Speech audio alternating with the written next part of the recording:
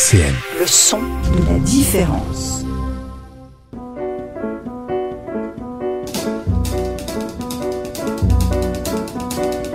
Dialectique sur RCN, Lionel Courchinou. Bonjour à toutes, bonjour à tous et bienvenue dans Dialectique, votre émission sur RCN 90.7. Alors aujourd'hui dans Dialectique, on va aborder un thème, moi qui me tient particulièrement à cœur, c'est le thème de l'art. Qu'est-ce que l'art? Et pour ce faire, j'ai le plaisir de recevoir Marianne Thibault. Bonjour Marianne. Bonjour. Alors on s'est déjà rencontrés, ça fait un moment qu'on envisageait cette émission et enfin tu viens d'arriver de Paris là, en voiture après 4 heures de route, c'est ça? Directement, ouais. Alors comment s'est passé le trajet? Magnifique, j'étais avec l'artiste Marianne Villiers, que j'aime beaucoup, qui est une amie.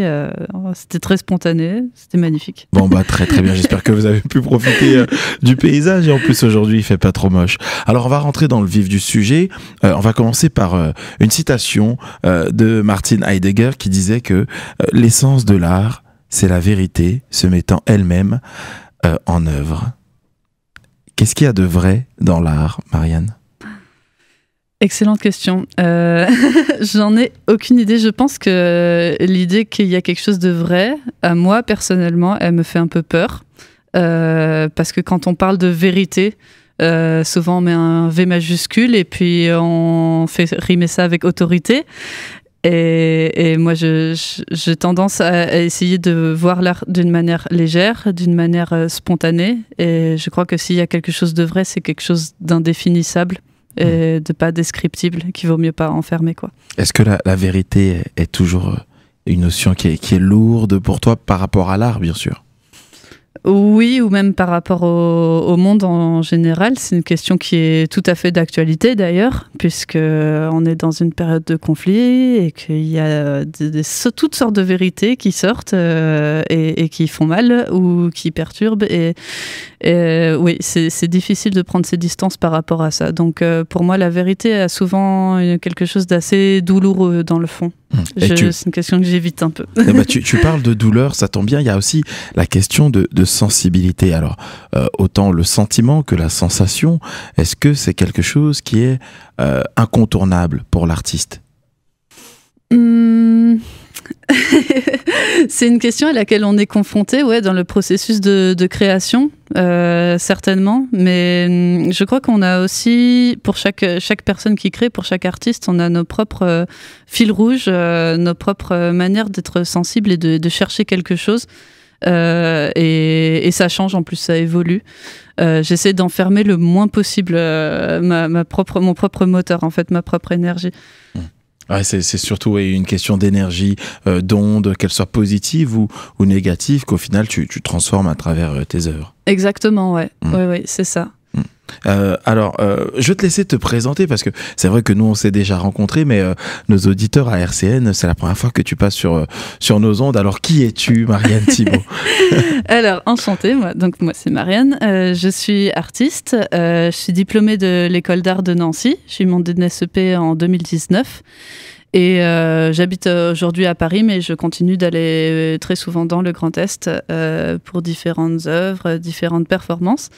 J'ai un travail qui tourne beaucoup autour de l'écriture. D'ailleurs, je me considère beaucoup comme une sorte d'écrivain, même si c'est un peu bizarre à dire pour quelqu'un qui a jamais publié à compte d'éditeur. J'essaie tout le temps de fusionner l'écriture avec la vie, avec des actions, avec des interactions et avec un côté visuel ou matériel. Alors, plus largement, c'est quoi pour toi l'art? C'est la question, hein, la question à 1 million. La grande question. La conception. Alors, subjectivement, ta conception de l'art, quelle est-elle? Je crois que quand j'étais en école d'art, j'ai beaucoup eu de perspectives qui s'ouvraient. On dit souvent que l'école d'art, elle enferme dans certaines définitions, dans une certaine vision de l'art. Moi, je fais partie des heureuses personnes qui sont sorties contentes de l'école d'art, avec l'impression que ça m'avait ouvert des perspectives et confronté à des choses que je ne serais pas allée voir par moi, même si j'avais été autodidacte. J'essaye aussi le plus possible de rester sensible aux premières choses qui m'ont amenée à l'art, parce que à l'époque où je connaissais pas du tout, par exemple, l'art conceptuel et tout ce qui avait eu lieu après le 19e siècle. J'étais juste émue à l'idée de quelqu'un qui faisait une aquarelle avec des fleurs. Et puis un peu plus tard, j'ai eu une petite envie de mépriser des personnes qui faisaient juste des aquarelles avec des fleurs, parce que où est le concept enfin? Et donc c'est pas de l'art. C'est vrai que ça c'est aussi c'est un peu une guerre interne dans l'art entre ceux qui disent oui l'art doit être absolument traversé par la technique, hein, parce que à la base du mot art il y a le mot ars, hein, qui réfère à cette technique, à ce travail, à une certaine maîtrise, hein. D'ailleurs en grec art se disait techné. Est-ce qu'il y a cette notion-là, forcément, de maîtrise qui est corrélée, d'où le fait que tu aies méprisé ces artistes aux aquarelles fleuries? Je crois que c'est une volonté de contrôle, principalement, parce que l'art, c'est aussi un système économique, c'est aussi un système social, c'est plusieurs réseaux de personnes qui souvent ont plein de strates et se croisent pas toujours les unes et les autres. Et donc, on a une volonté de désigner notre propre cercle, notre propre économie, nos propres pairs, comme les seuls possesseurs de la vraie définition de l'art. C'est facile et c'est confortable parce que ça nous évite de nous remettre en question et de nous confronter à d'autres manières de faire. Donc j'essaie de tout considérer comme art, en fait. C'est-à-dire que selon la société, le système, le passé de la personne, la manière dont elle diffuse son travail, il y a 10 000 possibilités. Et à partir du moment où on essaie de dire non, ça c'est pas de l'art et ça en est, il y a déjà pour moi un problème. Donc justement, c'est sur cette définition, ces contours, cette frontière, c'est une frontière qui est un peu, poreuse, elle est indéfinie, indécise, ouais. C'est ça? Complètement. Ouais. Souvent, c'est même les meilleurs moments de changement, de transition que j'ai eu dans ma propre pratique. C'était les moments où j'étais confrontée à quelque chose que j'avais envie de rejeter, la pratique de quelqu'un d'autre, un certain art que je voyais et j'avais envie de dire non, ça c'est n'importe quoi, et où finalement il y a quelque chose qui me faisait un déclic et où finalement j'apprenais à l'apprécier. Et j'ai envie de rester le plus ouverte possible à ce genre d'expérience. Donc tu peux apprécier autant les œuvres de Van Gogh que celles de Jeff Koons. Disons qu'ils ont chacun leur génie et leur histoire et leur mythification. Mais pour moi qui suis plus dans l'écriture, je crois qu'il y a aussi beaucoup un truc de storytelling finalement.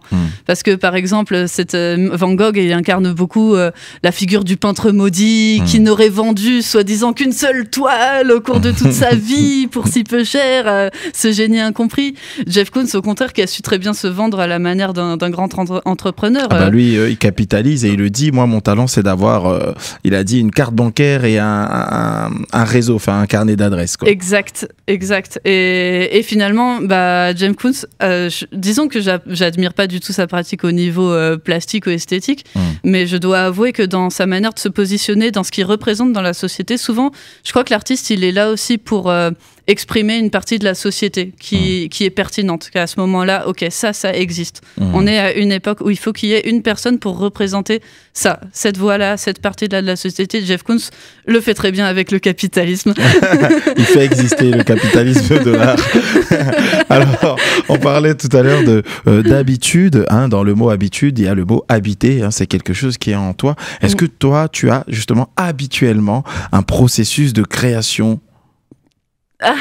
Non, je suis vraiment dans une période de transition en ce moment et où à la base j'étais plutôt nomade, beaucoup dans l'immatériel, beaucoup de trucs qui sont même pas qu'on peut même pas saisir en fait matériellement, qui sont pas des objets, des pas concepts palpables. C'est ça, voilà, exactement. Des concepts, des œuvres in situ, souvent qui s'auto-détruisent avec le temps ou qui se dispersent au fil des gens, des rencontres du temps. Maintenant, je commence à me stabiliser un tout petit peu, j'ai l'impression. J'ai cette envie-là pour les prochains mois. Et donc, oui, je commence à instaurer peut-être des habitudes de rythme, de lieu. Mais à la base, non, c'était surtout moi qui fais du stop n'importe où, qui vais m'arrêter sur une aire d'autoroute, je sais pas quoi, griffonner des notes. Enfin voilà, c'est sans un grand sens de l'organisation ou de la géographie, quoi. C'est vrai que la poésie, elle traverse toute ton œuvre, hein, et même on le voit sur tes réseaux sociaux. Tu aimes les mots. D'où te vient cet amour des mots? Je sais pas, j'ai toujours aimé ça. Il paraît que j'ai appris à lire d'après ce qu'on m'a dit toute seule. Enfin, c'est que ma mère m'a dit ça. Pas besoin de l'école, trop facile. Quand je suis arrivée au CP, je savais déjà lire parce que Mais je me rappelle que j'avais cette volonté de décrypter en fait. C'est-à-dire qu'on m'avait appris l'alphabet et je voyais cette espèce de gros tas de mots dans un livre que j'ouvrais et je me disais je connais le code en fait. C'est comme on connaît le morse, t'as le décryptage d'un côté, donc maintenant tu vas juste prononcer les lettres que tu reconnais une par une et ça va faire des mots. Donc ensuite, les concepts de OI qui fait WA ou EN qui fait AN, il a fallu un petit peu plus de temps, mais j'étais pas là. Non, c'était peut-être une volonté de décryptage, je crois, en fait. L'idée qu'il y a un message, et je pense que j'ai aussi j'ai une grande passion pour les langues étrangères et pour l'international en général. Quelle langue te plaise particulièrement? Le russe. J'adore le russe. Et je suis aussi en train d'apprendre l'arabe. Ce qui est très pratique parce que comme elles n'ont pas du tout la même écriture ni la même sonorité, j'arrive à apprendre les deux en parallèle sans les mélanger, ce qui est très dur avec d'autres langues. Avec l'italien et l'espagnol, par exemple. Exactement, voilà. Ouais, j'ai expérimenté. Ouais. C'est vrai qu'à la base, on s'est connus cet été. On a reçu ici même à RCN un mail. Je suis Marianne Thibault, artiste résidente à la médiathèque du Haut-du-Lièvre et voilà, tu nous as invités à prendre part à ton événement dans le bungalow de la médiathèque et tu as transformé le bungalow en QG ou en auberge espagnole à souvenirs. Comment est née cette collaboration avec la médiathèque? Alors, j'ai pas toutes les coulisses de comment ça s'est fait, mais je sais que le processus de résidence d'artiste où j'ai été a été créé par Jeunes Estivants, donc qui est une structure qui opère dans tout l'est de la France et qui met en place des résidences d'artistes rémunérées avec un assez bon budget de production et des structures publiques. Donc il y avait un partenariat entre Jeunes Estivants, l'école d'art de Nancy, l'ENSAD, et l'ensemble des médiathèques. Donc il y a eu plusieurs médiathèques. Donc la médiathèque du Haut-du-Lièvre a participé et les médiathécaires Alix et Marie-Odile ont été... Voilà, je tiens vraiment à les remercier. Elles ont été extrêmement entreprenantes, enthousiastes, positives. Vraiment, leur accompagnement, il a été pas seulement un plus, mais vraiment une partie entière de l'œuvre, y compris de ce genre de contact que j'ai fait avec la radio avec RCN. En fait, elles ont vraiment mobilisé tout leur réseau de connaissances et m'ont fortement encouragé et même aidé à prendre contact avec plusieurs personnes sur place dans le quartier. Donc, je les remercie énormément. C'est grâce à elles qu'il y a beaucoup de choses très positives qui se sont passées dans ce travail. Et cet événement de juillet, quelle était l'idée que vous aviez derrière cette collecte d'histoires, de souvenirs du quartier? Pourquoi et comment? Alors l'idée de collecte d'histoires, ça c'était plus de moi en fait, puisque ça fait vraiment partie de ma pratique, c'est-à-dire c'est la manière la plus naturelle que j'ai de matérialiser ce que je fais, c'est des histoires. J'ai envie de dire quelque chose de rigolo. Par exemple, je me promenais sur la place Stanislas et là, j'ai vu une vieille dame qui avait l'air d'une sorcière, mais elle portait une coupe mulet. Et elle avait un accent québécois peut-être. Et elle discutait avec les gens, avec la foule. Et puis, je suis allée la voir et là, elle a sorti de derrière mon oreille pendant que je lui racontais une histoire, une bulle transparente qui était un souvenir comme les magiciens là. Wow. Et elle arrive à matérialiser les souvenirs des gens. Et donc c'est grâce à cette vieille dame qui matérialise des souvenirs derrière les oreilles des gens, tels les magiciens, au lieu de sortir des pièces de monnaie, ce qui pourrait la rendre peut-être plus riche, je sais pas, mais elle a raté sa carrière. Ou peut-être que l'argent ne l'intéresse pas. Oui, exactement, c'est peut-être ça. Donc c'est grâce à cette dame. C'est le contraire de Jeff Koons, cette dame. Une autre artiste en son genre. Voilà, c'est ça. Non, j'aimerais bien vous raconter une histoire comme ça parce que ce serait quand même vachement plus rigolo. Mais non, il se trouve que c'était juste dans le cahier des charges qu'on devait une pas mal dans le jardin de la médiathèque. Et donc, en fait, quand tu es artiste, tu réponds à des appels à projets et donc il y avait cet appel à projet. Non mais c'est important, il y a cette partie-là aussi que les personnes qui ne sont pas artistes qui ne connaissent pas, c'est qu'il existe des appels à projets avec un cahier des charges, mais dans ces cahiers des charges, il y a une place aussi pour la liberté artistique. Exactement, oui. C'est bien, il faut le préciser pour toutes les personnes qui veulent être artistes, qui ne savent pas comment ça se passe, oui. On reçoit par mail, par newsletter, par plateforme, il y en a plein qui existent partout. Moi, j'ai la chance d'être restée dans le réseau des étudiants de l'école, et donc cet appel qui était déjà relayé par Jeunes Estivants pour divers artistes, il était aussi spécialement adressé à des post-diplômés de l'école d'art.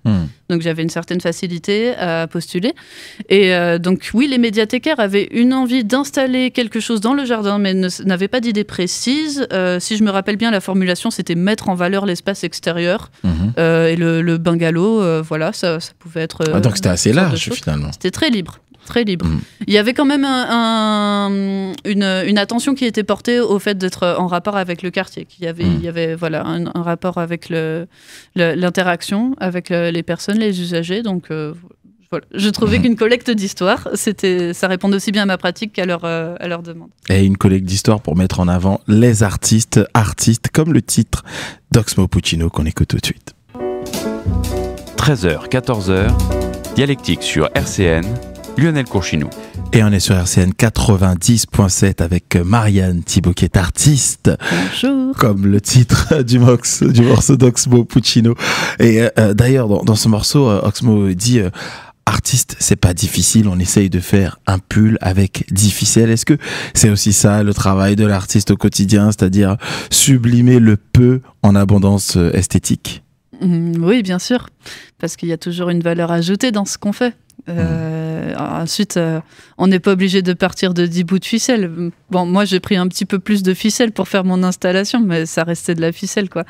Dans tout ce qu'on utilise, on va en faire quelque chose d'un petit peu plus que juste l'objet matériel, ouais. Un pull, quoi, avec du ficelle. Par exemple. et donc, quel type de ressources, justement, les habitants à qui tu as fait appel, les habitants du quartier du Lièvre, qu'est-ce qu'ils t'ont apporté? Est-ce que tu leur as donné des directives spécifiques, des thèmes particuliers sur lesquels ils pouvaient s'appesantir?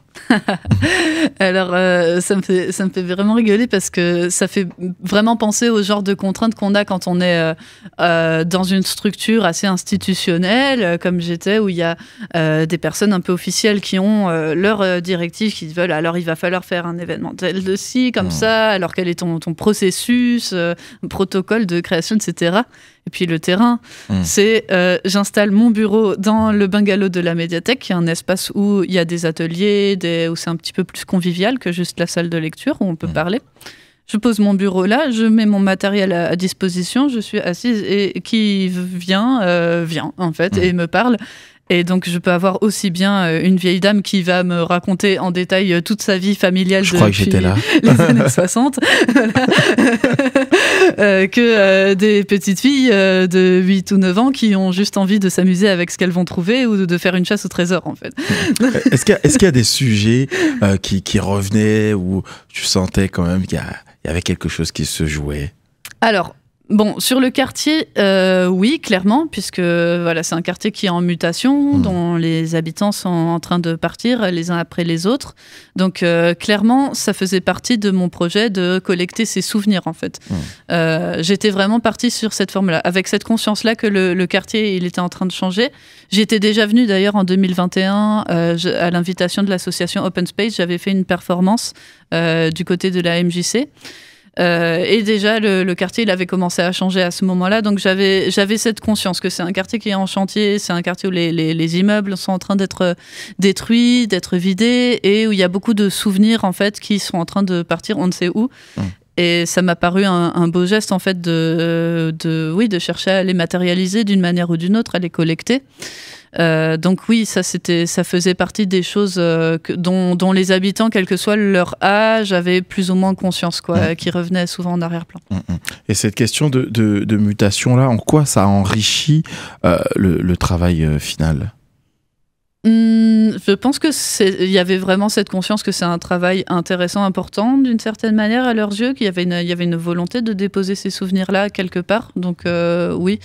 C'est aussi pour ça que, personnellement, j'ai tendance à privilégier l'écriture comme un médium récurrent dans ma pratique, parce que c'est un des moments où j'ai l'impression que c'est un peu prétentieux à dire, mais peut-être j'ai l'impression de servir à quelque chose d'une manière ou d'une autre, quoi. Que quand on est dans une situation où tout a l'air un peu... où on se sent assez impuissant. Dans des situations où on se sent impuissant, en fait, l'écriture, elle a un certain pouvoir malgré tout. Et quel est le pouvoir de l'écriture dans ces moments-là? De laisser une trace, quoi, de raconter un autre point de vue, de transmettre une autre vision des choses, d'humaniser des gens qui sont très souvent objectifiés, ce genre de choses. Un peu réifié, quoi. Ouais. Alors, tu t'as transformé parce que c'est vrai que moi j'ai vu un peu le résultat, mais pour nos auditeurs, tu as vraiment transformé le jardin de la médiathèque en collection de bulles à souvenirs. Comment tu pourrais décrire ça pour nos auditeurs? Qu'est-ce que tu as fait? Quelle a été l'opération que tu as réalisée en récoltant ces souvenirs-là? Donc souvenirs écrits, je précise, c'est ça. C'est ça. Les souvenirs sont écrits en fait sur des morceaux de tissu de couleur bleue sur lesquels les gens ont écrit à l'aide d'un feutre jaune de type Posca, donc qui peut aller sur le tissu, qui résiste à l'eau. Donc voilà, on a cette couleur qui est récurrente, et les bulles en fait ce sont des capsules de jouets telles qu'on en trouve dans les supermarchés par exemple. Moi j'ai utilisé ça parce que dès le départ, comme j'étais un peu dans cette thématique du souvenir, j'essayais d'imaginer une installation qui soit à la fois intéressante, interactive, facile à manipuler pour tout le monde, mais aussi qui a une certaine beauté, quoi, tout simplement, qui soit agréable à regarder, à traverser.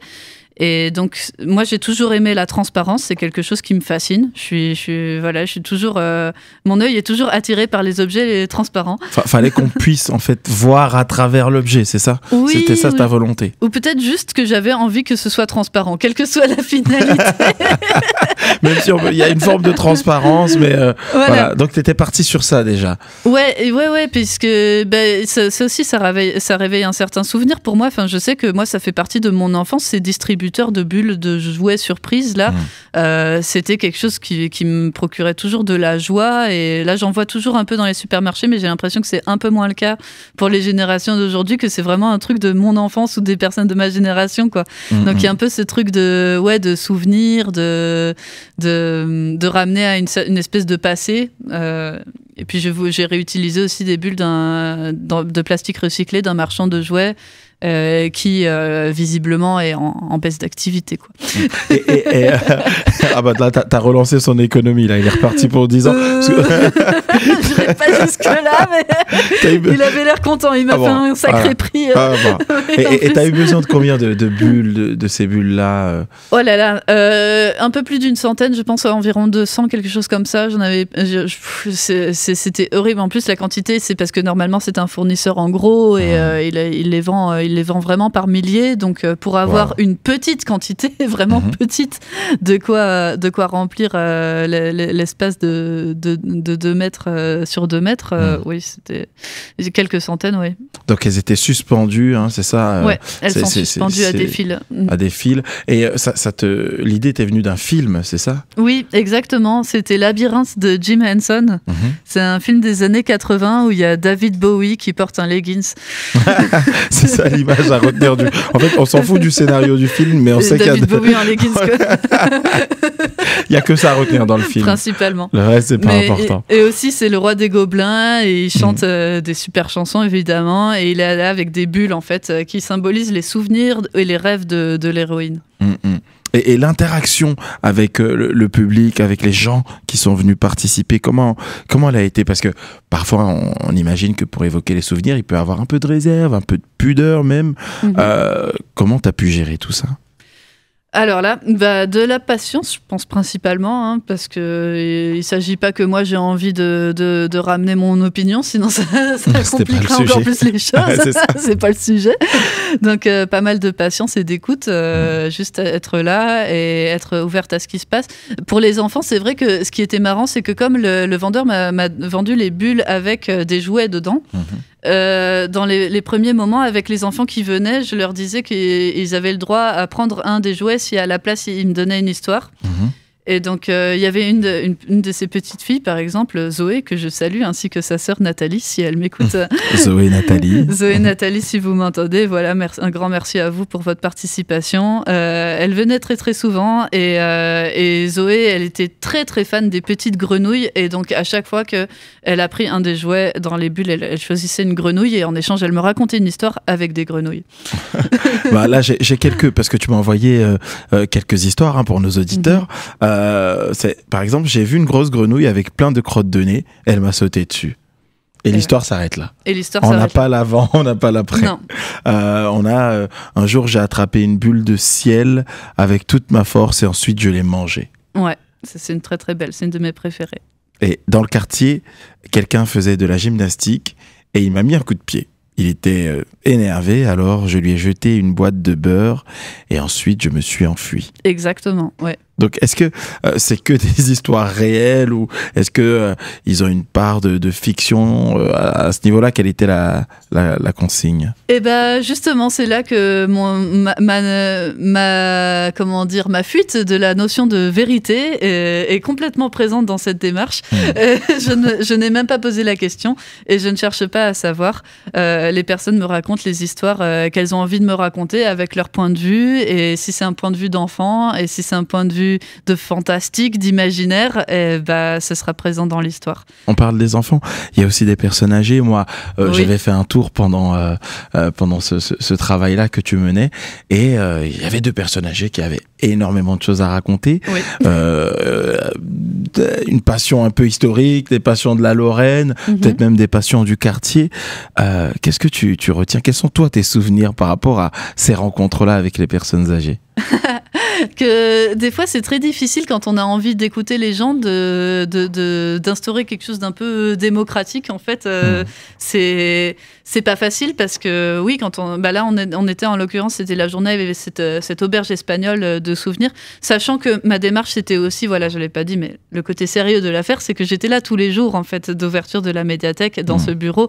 Donc le bungalow il restait ouvert aux personnes qui venaient contribuer tout le temps pendant au moins 1 ou 2 semaines comme ça. Tous les jours d'ouverture de la médiathèque j'étais là et donc les personnes venaient dans des temps plus informels et un petit peu plus intimes pour me raconter des choses. Des fois où on était juste à 2 personnes à discuter.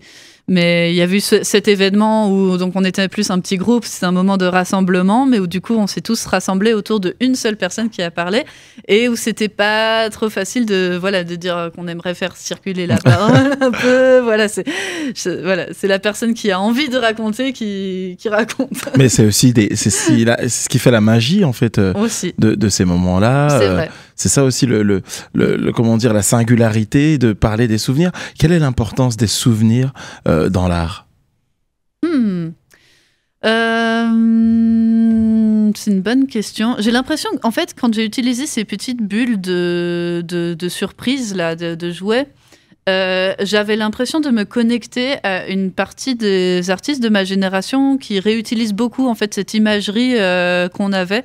C'est quelque chose que je retrouve en fait dans les couleurs, dans certaines récurrences de figures, de clins d'œil en fait à des choses qui ont constitué notre imaginaire, nos jouets, des émissions de télé qui passaient à l'époque, des dessins animés, etc. Là j'ai l'impression qu'il y a quelque chose, il y a comme une esthétique en fait qui vient s'exprimer en fait là-dedans, qui vient nous rappeler en fait à quelle génération, à quelle culture on appartient. Mais j'ai pas non plus envie que ça fasse genre une partie totale de ma pratique, mais quelque part il y a quelque chose de rassurant. Je pense c'est parce qu'on vieillit, c'est la trentaine, c'est la crise. Ça va, je te rassure, t'es encore jeune. Alors sinon ça voudrait dire que je suis vieux.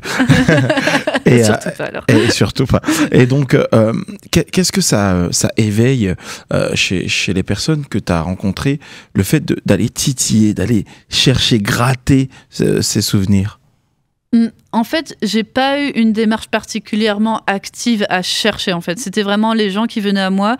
La manière dont j'ai mis ça en place, c'était une opportunité pour eux de venir raconter quelque chose, mais je voulais surtout pas être la personne qui vient chercher ça en fait. Même j'étais pas seulement à la médiathèque parce que j'ai conscience que c'est pas représentatif forcément de tous les habitants du Haut-du-Lève, les gens qui viennent à la médiathèque. Donc j'allais de temps en temps me promener dehors ou aller à la brasserie et j'étais pas non plus dans une démarche d'aller demander aux gens quelque chose. Je m'asseyais tranquillement quelque part où je discutais d'une manière informelle.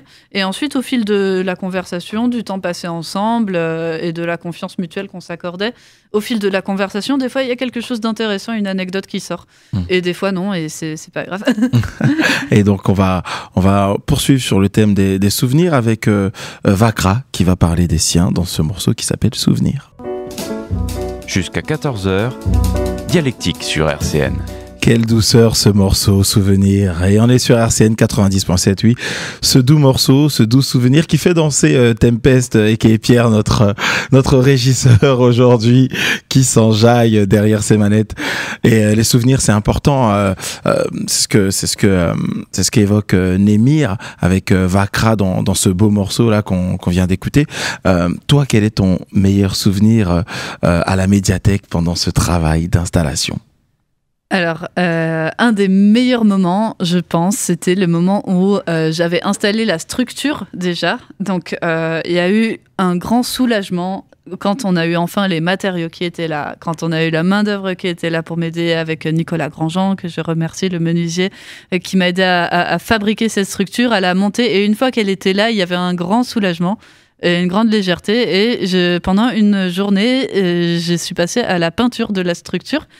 Et là, il y a Nathalie et Zoé qui sont venues avec d'autres enfants d'ailleurs. Il y avait 1 ou 2 autres enfants qui étaient là. Et donc, j'ai donné des pinceaux à tout le monde. On avait des blouses en fait qui étaient là dans la médiathèque. Donc, on a pu peindre la structure ensemble. Et c'était vraiment un moment de partage, voilà, de création. On a mis de la musique. À un moment donné, il y a des enfants qui se sont mis à danser. Donc, c'était vraiment très chouette. Ensuite, il s'est mis à pleuvoir et donc on a commencé à courir avec nos pinceaux, nos tenues, la peinture, etc. Et il s'est trouvé que c'était un peu ballot d'avoir commencé à peindre alors qu'il s'est mis à pleuvoir juste après, mais il pleuvait tout le temps. Cet été, oui, je dois avouer que c'était rare de trouver 24 heures d'affilée sans pluie. Donc, mais la peinture a fini par tenir. J'ai repassé une couche plus tard, mais c'est vrai que ce moment-là, il était très très bien. C'était plutôt magique. Ouais. Alors, donc, tu as pu utiliser les témoignages recueillis, tu les as mis en valeur. Et comment ça a été accueilli lors du jour de la restitution? C'était un très beau moment. On a eu aussi de la chance avec la météo parce qu'on a pu se mettre dehors, il y avait du soleil. Il y a des personnes vraiment de toutes les générations qui sont venues. Et plusieurs des personnes qui sont venues aussi de mon réseau artistique, donc plusieurs personnes qui étaient artistes et qui ont pu partager aussi leur expérience avec d'autres personnes qui étaient curieuses, voilà, d'entendre, de voir des nouvelles têtes, de discuter. Il y a eu, si je me rappelle bien, une chasse au trésor ou une partie de cache-cache qui a été organisée parce qu'il y avait beaucoup d'enfants qui étaient là, qui au bout d'un moment trépignaient un peu. Mais et puis aussi c'est les enfants aussi qui ont voulu être les premiers à installer les bulles. Donc tous les petits souvenirs qu'on avait récoltés sur les morceaux de tissu, on les a mis dans les bulles. C'était un très très beau moment, ouais, qui était aussi augmenté par les étiquettes de Sophie Lamarche, qui est aussi organisé un atelier d'écriture. D'ailleurs, j'avais oublié de parler d'elle. Elle a organisé un atelier d'écriture autour des souvenirs qu'on avait collectés à l'aide d'un puzzle en fait de texte. Où on a dissocié plusieurs mots et ensuite les personnes pouvaient recréer des poèmes avec. Et ces étiquettes là, elles étaient dispersées un peu partout dans le jardin. Ça, en plus du visuel qui était installé avec marqué j'aimerais bien voir quand tout ça sera fini. Donc il y avait un environnement qui était là en fait pour se plonger dans une certaine ambiance visuelle et des mots, des histoires. Donc c'était un beau moment de partage. Un moment donc chaleureux et chaleureusement accueilli par le public présent ce jour-là. Combien de temps a duré ce projet ? En tout, c'était 1 mois. Ça devait durer 4 semaines. Ça a été étendu suite à un problème familial que j'ai eu qui m'a fait mettre 1 semaine entre parenthèses. Et puis ensuite, je suis revenue et ça s'est terminé fin août. C'était entre juillet et août. Et donc, les habitants, ensuite, une fois qu'il y a eu la restitution, est-ce qu'ils avaient tout le temps accès justement à cette expo ? Oui, tout à fait. Et ça y est encore aujourd'hui. Je viens de passer devant. Alors, visiblement, la médiathèque est fermée aujourd'hui, mais j'ai pu voir la structure qui est toujours là. Alors, visiblement, les bulles, donc comme elles sont percées en haut et en bas, elles laissent passer un petit peu l'humidité, un peu de condensation. donc qui les rend un peu plus blanches visiblement avec le froid. J'ai bon espoir qu'elles tiennent. Je pense qu'elles vont passer l'hiver a priori.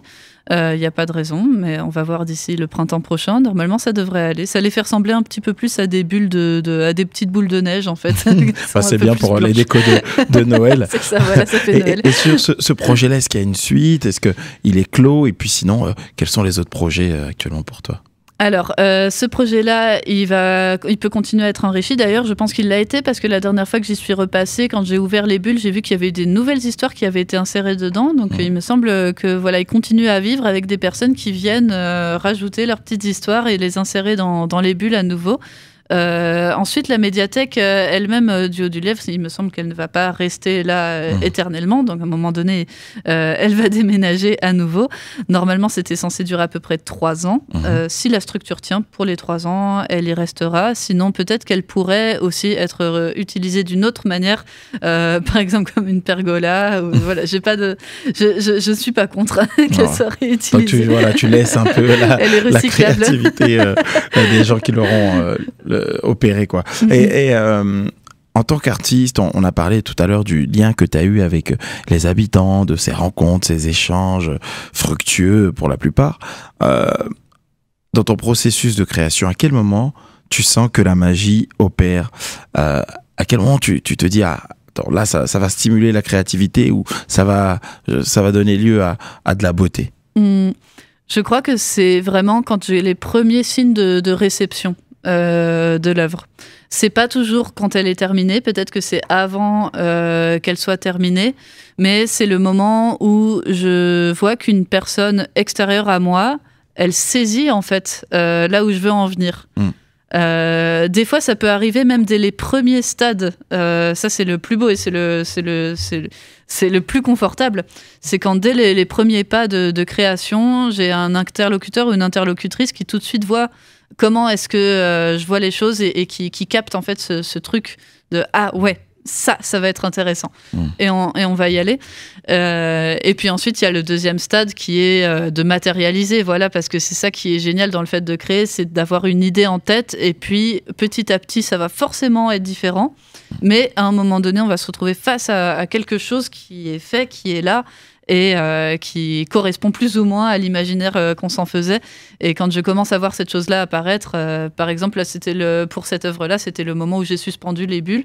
Je suis restée bien après les horaires d'ouverture de la médiathèque, d'ailleurs, pour être un petit peu dans ma bulle à moi et pouvoir accrocher toutes les bulles le plus possible, les unes après les autres. Et quand je commençais à voir vraiment cet ensemble, la manière dont elle bougeait dans le vent, plein de choses en fait que j'avais pas imaginé, la manière dont la lumière pouvait se refléter à travers, la manière dont on avait vraiment l'impression que ça tombait ou que ça s'envolait selon l'angle de vue. Là j'avais vraiment l'impression que ça avait marché, quoi. Je pense que ça doit être fort de se dire ok, là j'y suis arrivé. Ouais, c'est ça. Ouais, c'est vrai, c'est assez beau. Et après, il y a toujours forcément d'autres choses qu'on a envie de corriger. On se dit ah oui, non, mais la prochaine fois, ça sera plus comme ça plus comme ci. Mais dans l'ensemble, on arrive quand même à quelque chose. Et ça, c'est l'essentiel, c'est le principal. Tu es aussi une artiste engagée. On le voit notamment sur tes réseaux sociaux. Pour toi, qu'est-ce que ça représente l'engagement pour un artiste ou pour une artiste? Alors là, on m'a pas mal donné ce terme-là, surtout quand j'étais à l'école, parce que quand j'étais dès la 3e année, j'ai commencé à aller dans la jungle de Calais, où je faisais... difficile de décrire ce travail-là, mais j'écrivais des anecdotes, en fait. J'allais directement à la rencontre des gens, j'étais là-bas. J'ai écrit, j'ai pris des images, j'ai fait des portraits des gens. Et puis très vite, du fait simplement d'être mêlé directement, personnellement, à des faits d'actualité, à des faits sociaux, à des réalités autres, j'étais aussi au contact de personnes qui étaient en situation d'immigration illégale et j'en parlais dans mon travail, je faisais des entretiens avec eux. Et très vite, on m'a dit que j'étais l'artiste engagé de l'école ou je sais pas quoi. Il y a eu même des choses assez dépréciatives qui ont été dites à mon sujet. C'était pas tout rose, mais je le prends pas. Parce que c'était trop mal, péjoratif d'être engagé, oui. entre guillemets. Bah oui, parce que forcément, non, mais c'est vrai qu'il y a plein de choses, mais c'est bien d'être bousculé, c'est bien d'être questionné, de pas rester un petit peu dans une zone de confort, de ah non, mais je fais quelque chose de bien. Non, on peut se demander, est-ce que c'est hypocrite, est-ce que j'aide en quoi que ce soit les personnes qui sont sur place, est-ce que ce que je veux faire c'est un travail social ou c'est de l'art, et en quoi est-ce qu'il y a une différence pour moi entre les deux. C'est des vraies questions, c'est très bien qu'on me les ait posées, qu'on m'ait titillé, qu'on m'ait questionné, bousculé là-dessus. Et puis que des fois j'ai été confrontée à certaines réactions, bon, sans vouloir revenir dans les détails, mais ceux qui étaient là s'en souviendront. Il y a eu certaines réactions, même de la part des fois de l'équipe enseignante, où c'était assez intéressant, disons, de voir comment c'était reçu, et où je me disais que finalement c'était peut-être pas idiot ce que je faisais, quel que soit le statut ou l'étiquette que ça avait. Est-ce que c'était de l'art ou pas? Ça provoquait quelque chose, en tout cas. Toujours. Ouais. Des fois c'était pas toujours les choses les plus agréables à recevoir, mais non, c'est une question que je me pose. Est-ce que je suis engagée? Je sais pas, je pense que je fais ce qui m'intéresse. Moi j'étais inspirée tout le temps par des personnes qui étaient curieuses du monde qui les entoure. Et j'arrive pas à séparer ma propre réalité de la dureté des autres réalités qui peuvent y avoir. Et qu'est-ce que tes œuvres disent de toi, de ton regard sur la société? Ouais, je sais pas. J'ai une volonté de savoir ce qu'il y a dehors, de comprendre, de me confronter à différentes choses. En fait, j'ai pas forcément l'impression de faire quelque chose d'engagé moi-même. J'ai pas l'impression de faire quelque chose de subversif ou de bien même, ou d'humaniste, ou je sais pas quel genre de terme il faut utiliser pour ça. Je suis là, je suis pas sûre de servir à quoi que ce soit vraiment. Tu fais en tout cas ce qui te vient du cœur, quoi. Ouais, c'est ça, c'est comme ça que je sens les choses, c'est ça qui m'intéresse, c'est comme ça que j'ai envie de faire, voilà. Et quelle est la place de la beauté, de l'esthétique dans ce que tu fais? Est-ce que tu lui accordes de l'importance ou finalement c'est secondaire? Alors au début, aucune. Vraiment. C'est-à-dire que quand c'est vrai que, comme je disais, ce qui m'a amené déjà dans l'école d'art, j'avais une vision très très naïve, entre guillemets, en tout cas assez restreinte, de qu'est-ce que ça pouvait être l'art. Donc pour moi, c'était des belles peintures. Et c'était vraiment l'esthétique et la technique le seul critère, quoi.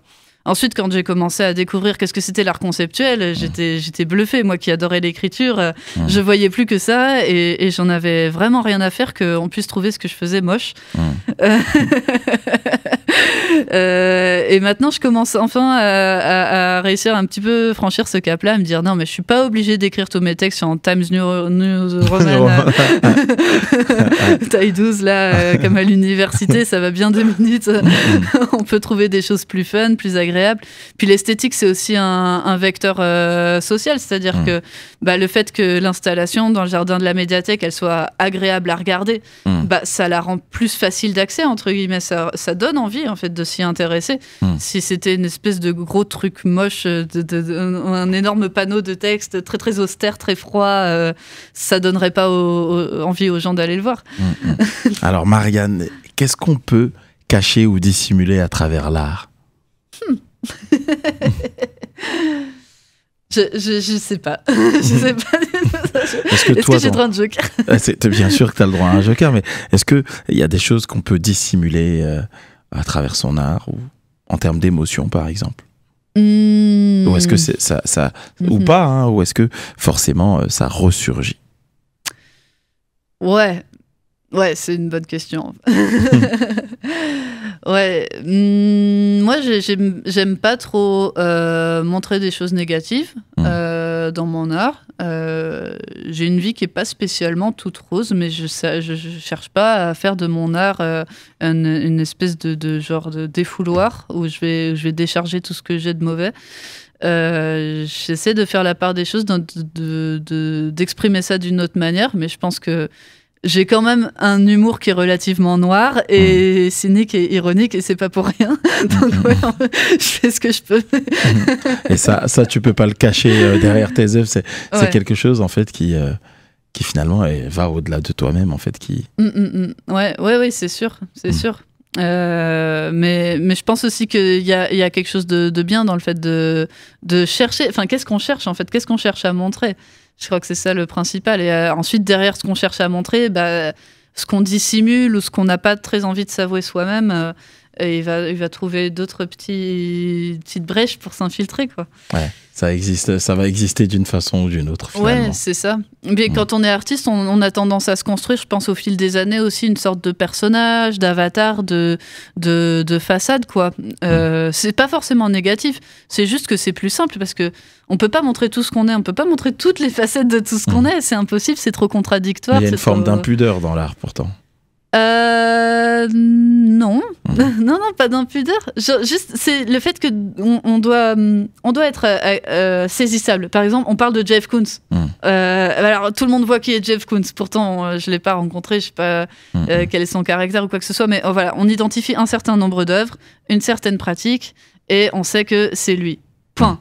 Ensuite, si on nous dit « Ah non, mais vous savez, il a complètement changé, et puis il fait aussi ça à côté. Et puis aussi, il adore la musique, et puis il compose pour l'orgue. » Non, et au bout d'un moment, ça peut rentrer dans le même corpus, ou alors on peut se dire « Bon, ça suffit, moi j'ai envie que l'histoire, elle soit simple, je veux qu'on me raconte une histoire sur cette personne-là, et elle va exprimer ça, elle va être représentative de ça. » Être artiste, c'est peut-être, je pense aussi, en quelque sorte, accepter cette idée-là que on peut faire aller tout ce qu'on est, tout ce qu'on fait dans une direction qui est formulable, qui est simplifiée, qui est peut-être genre synthétiser un petit peu notre vie dans une certaine angle. Et puis ensuite, chaque œuvre elle-même, elle va peut-être avoir un petit peu plus de complexité à l'intérieur, de contradictions, de paradoxes. Mais oui, il y a aussi une sorte de volonté de montrer une façade de ce qu'on est, de brandir un truc en disant bon moi ce que j'ai envie de montrer c'est plus ça. J'ai envie d'aller dans cette direction-là. Et puis ensuite, tous ceux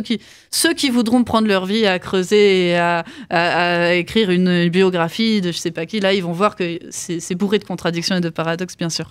En tout cas, on va terminer avec cette belle définition de ce qu'est l'art et l'artiste. Et on parlait de se cacher. Cache-cache en anglais, ça se dit hide and seek. Et c'est le titre de Stormzy qu'on écoute. Merci beaucoup, Marianne. RCN, www.rcn-radio.org